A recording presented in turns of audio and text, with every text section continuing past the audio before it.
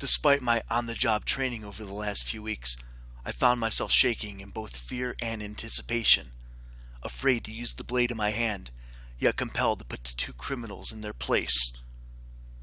I could see myself attacking them, beating the duo into submission, making them pay for victimizing a young woman like this.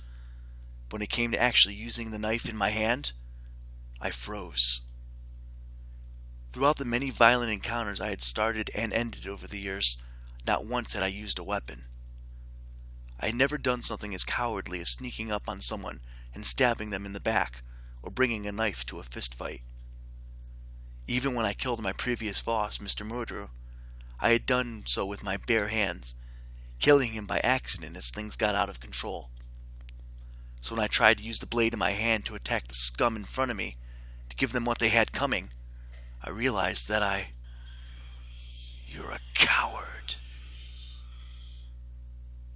Yes, I am a coward. I know what I need to do. I know how to make this situation all better. So why can't I move? You're weak. It's because I'm weak, isn't it? I don't have the strength to help that girl. Helping complete strangers is a job for the police. I have no business with that girl to begin with. Why am I even here? Why did I come here today? That girl is just some random person I've never met before. Her well-being is not my problem. And if it were Sarah? Sarah. No. If that had been Sarah in there, if that had been Sarah... Ah, the perfect angle. Ready for your debut, little miss? Ah! Interrupted mid-sentence, the teen's eyes shot wide open as pain, unlike anything he'd felt before, permeated through his body. Protruding from his stomach was the tip of a knife, taking with it bone and cartilage from his spine.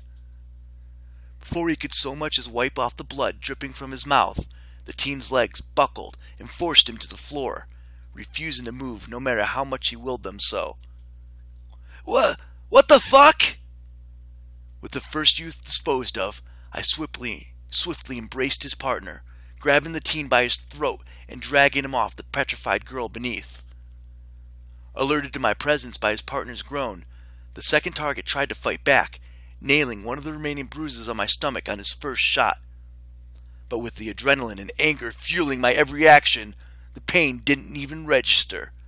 I moved my hand from his throat and gripped him by the hair, exposing his throat for the obvious next step.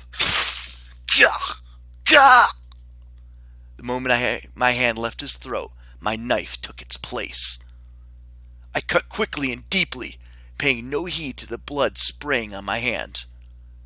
The young man desperately grabbed at his throat, trying to stop the bleeding by any means necessary. But with both his hands occupied, any defense he could have offered was rendered moot. Seizing the opportunity, I focused on the back of my prey's neck, and at last, it was over.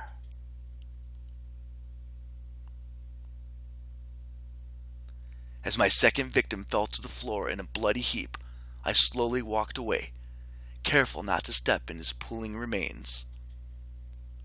But as I looked down at my hands, a familiar feeling of shock and horror set in, driving me to an unwelcome realization. It happened again. I had been overwhelmed by a bloodlust a moment ago, but the second my prey hit the floor, I realized what I had done. My hand shook, and I could hear my ragged breathing. Before me was a corpse, a deceased human being. A human being I had killed. Just like with Mordo, I lost myself in the moment, forgetting all about the situation at hand and thinking only about my target. No, this is much worse. Mr. Mordrew was an accident. I slammed his head against the table during our fight, never intending to actually kill him. But this time, I knew exactly what I was doing. I knew, and yet As I stared at my bloody hands, I noticed subtle movement out of the corner of my eye. The girl I had sought to save had her back against the wall, no doubt in shock and terrified by everything that had happened, since she alighted from the train.